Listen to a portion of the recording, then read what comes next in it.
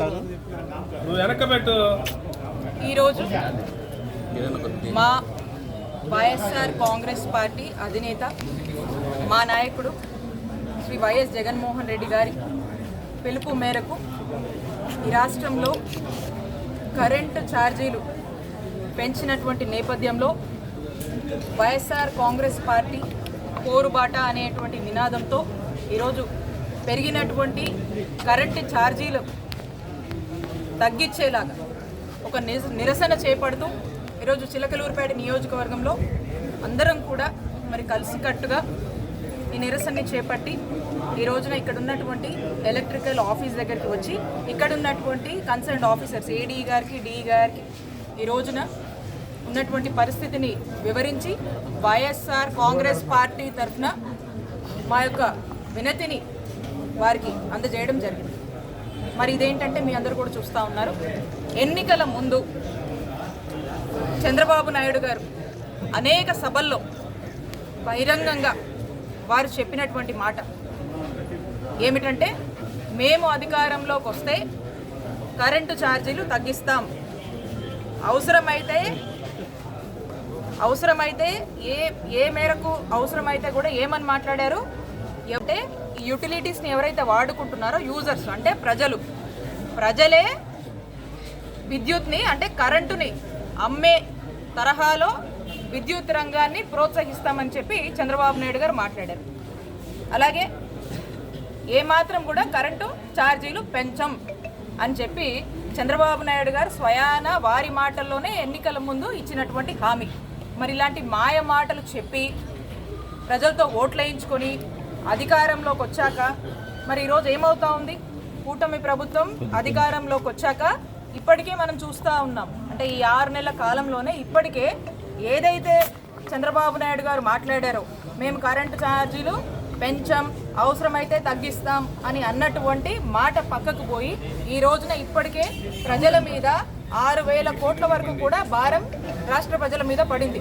ఇదే కాకుండా ఇప్పుడు ఈ డిసెంబర్ అయిపోయి రేపు జనవరి వచ్చే నాటికి ఇంకో 9,000 కోట్ల భారం కూడా ప్రజల మీద మోపబోతున్నారు. అంటే మొత్తం తీసుకున్నట్టయితే కూటమి ప్రభుత్వం ఏర్పడ్డాక సుమారు 15,500 కోట్ల వరకు కూడా ఈ భారాన్ని కరెంటు ఛార్జీల పేరుతో రాష్ట్ర ప్రజల మీద మోపుతా ఉన్నారు.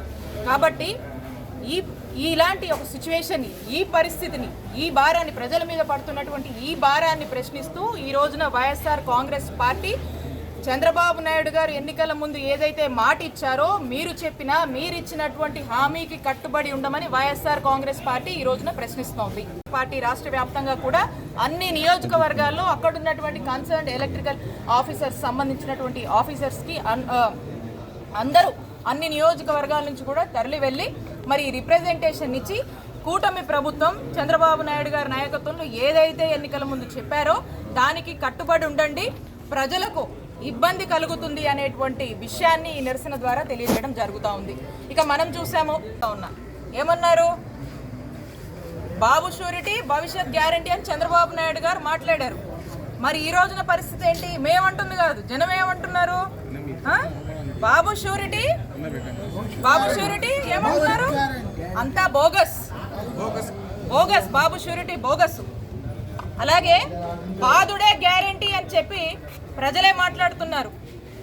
దీన్ని బట్టి అర్థం చేసుకోండి రాష్ట్ర పరిస్థితి ఎలా ఉన్నాయి. ఇదే కాదు, ఒకటే మేము కూటమి ప్రభుత్వానికి మేము తెలియజేసుకుంటున్నాం ఏంటంటే, మీరు ఇచ్చినటువంటి హామీలు, మీరు చెప్పినటువంటి మాటలు, మీరు చెప్పినటువంటి సూపర్ 6 ప్రజలు ఎన్నో ఆశలతో మీరేదో చేస్తారని ఎదురు చూస్తున్నారు. కాబట్టి మీరు ఇచ్చినటువంటి మాట మీద మీరు నిలబడండి. మీరు మాట తప్పినట్టయితే వైఎస్ఆర్ కాంగ్రెస్ పార్టీ తరఫున మేమంతా కూడా నిలబడి పోరాడతాము ప్రజల పక్షాన. ఇదే కాదు, ఏ అంశానికైనా సరే మేము ప్రజల పక్షాన నిలబడతామని కూటమి ప్రభుత్వాన్ని హెచ్చరిస్తూ ఉన్నాము. ఇక పాలనంతా కూడా పక్కకు పోయింది.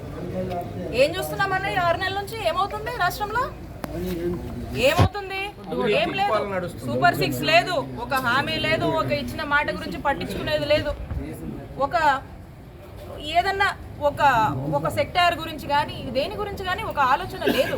ఒకే ఆలోచన, ఏం ఆలోచన అది, వచ్చిన దగ్గర నుంచి డే 1 నుంచి కూడా వైఎస్ఆర్ కాంగ్రెస్ పార్టీలోకి సంబంధించినటువంటి నాయకుల్ని, వైఎస్ఆర్ కాంగ్రెస్ పార్టీ కార్యకర్తల మీద అక్రమ కేసులు పెట్టాలి, అరెస్టులు చేయాలి, జైళ్ళకు పంపించాలి. దీని మీద ఉన్నటువంటి ధ్యాస పాలన మీద కూటమి ప్రభుత్వం లేదు అని స్పష్టమైంది. కాబట్టి ఇప్పుడైనా కూడా నిద్ర మేల్కొని వాళ్ళు ఇచ్చినటువంటి హామీల మీద, వాళ్ళు చెప్పినటువంటి మాటల మీద దృష్టి సారిస్తే బాగుంటుందని వైఎస్ఆర్ కాంగ్రెస్ పార్టీ డిమాండ్ చేస్తుంది.